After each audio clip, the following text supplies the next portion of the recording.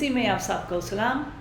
آج کا pod cost جو ہم نے آپ کے لیے تیار کیا وہ تثلیث کے بارے میں ہے، اور اسی سیریز میں کہ اپوسٹولک کریڈ کے ہر ایک لائن کے اوپر پہ ہم ایک پوڈ کاسٹ تیار کر رہے ہیں، اور تثلیث اس میں سے ایک ہے۔ ہم ایک دوسرے سے گفتگو کریں گے اور امید ہے کہ آپ اس سے مدد لے سکتے ہیں۔ تو سسٹر جی، مجھے آپ بتا سکتی ہیں کہ ہم عہد نامہ قدیم میں پڑھتے ہیں کہ خدا موسیٰ سے فرماتا ہے کہ سن اے اسرائیل، خداوند تیرا خدا ایک ہی خدا ہے۔ پھر ہم نئے عہد نامے میں دیکھتے ہیں کہ یسوع کہتا ہے کہ میں اور باپ ایک ہیں۔ اسی وقت ہم یہ بھی سیکھتے ہیں کہ خدا تین شخصیات پر مبنی ہے، یعنی کہ خدا باپ، خدا بیٹا، خدا روح القدس۔ ہم خدا کو کیسے سمجھ سکتے ہیں؟ ہاں جی، یہ انڈیڈ تھوڑا سا مشکل ہے اگر ہم دونوں اکٹھے ہم دیکھتے ہیں، لیکن خدا اپنے بارے میں کہتا ہے کہ میں ایک ہوں، اور اس کی معنی یہ ہے کہ ایکچولی وہ اپنی ذات میں ایک ہے۔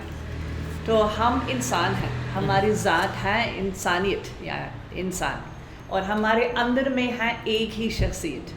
جب خدا کہتا ہے کہ میں ایک ہوں، اس کا مطلب یہ ہے وہ بھی اپنی الہی ذات میں ایک ہے، اور اس کے اندر ہے تین شخصیات۔ ہمارے لیے سمجھنا مشکل ہے کیونکہ ہم انسان ہیں، ہمارے اندر میں تین شخصیات نہیں ہے، ہمارے اندر میں ایک ہی شخصیت ہے۔ تو ہم تجربہ نہیں کر سکتے ہیں کہ وہ کیسے ہے۔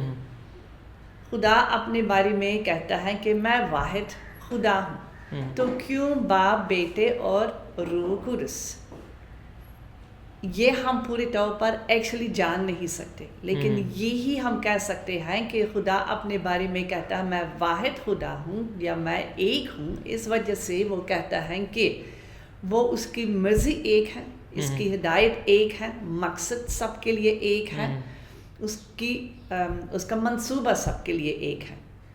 تو جو تینوں شخصیات انسان کے لیے ایک ہی مقصد رکھتے ہیں، اور یہ وہ ہمیشہ کی زندگی پائیں۔ تو اس لحاظ سے خدا اپنی الہی ذات میں ایک ہے۔ یہ تینوں شخصیات آپس میں بھی ایک ہی مقصد پوری انسانیت کے لیے رکھتے ہیں، اور ان کی مرضی ایک ہے۔ جب ان کی مرضی ایک ہے، جب ان کی شخصیت ایک ہے، تو کیا یہ تینوں شخصیات ہمیشہ ایک دوسرے سے متفق رہتی ہیں؟ جی ہاں، وہ ہمیشہ ایک دوسرے کے ساتھ یہی تینوں شخصیات متفق ہی رہتے ہیں۔ وہ ایک دوسرے کے اختلاف کا بھی نہیں بات کر سکتے ہیں یا کام کر سکتے ہیں، کیونکہ وہی ہیں خدا ہونے کا مطلب ہے۔ تو اگر اتحاد ہو تو خدا خدا ہے، اگر اتحاد ان تینوں شخصیات کے اندر میں نہ ہو تو خدا خدا نہیں رہتا۔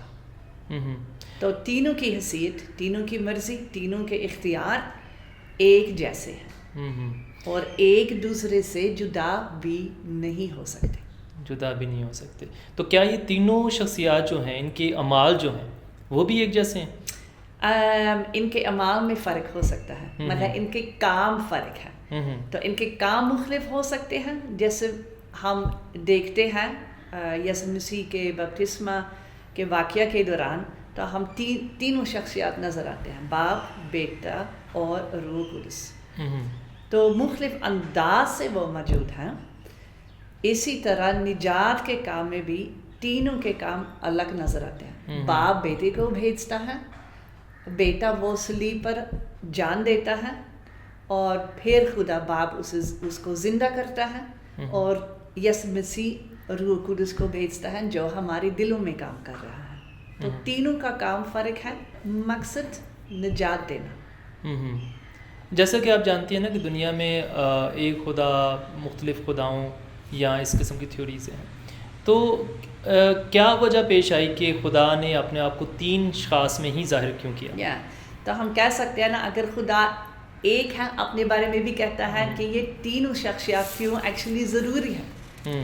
وہ اس لیے ضروری ہے تاکہ ہم جان سکیں کہ ایک دوسرے کے ساتھ رفاقت کیسا رکھنا، ایک دوسرے کے ساتھ کس طرح محبت کے ساتھ رہنا، ایک دوسرے کے ساتھ کیسے تعلق رکھنا، جس طرح بیٹے اور روح القدس ایک دوسرے کے ساتھ رفاقت رکھتے ہیں، خدا کی خواہش ہے کہ ہم بھی ایک دوسرے کے ساتھ ایسے یہی رفاقت منعکس ہی کریں گے۔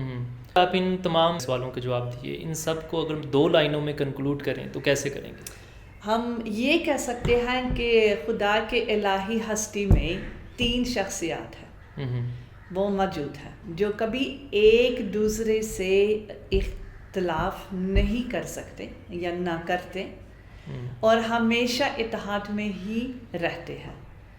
تینوں شخصیات برابر ہیں، ان کی حیثیت، مرضی اور اختیار ایک جیسا ہے اور وہ ایک دوسرے سے جدا نہیں ہو سکتے۔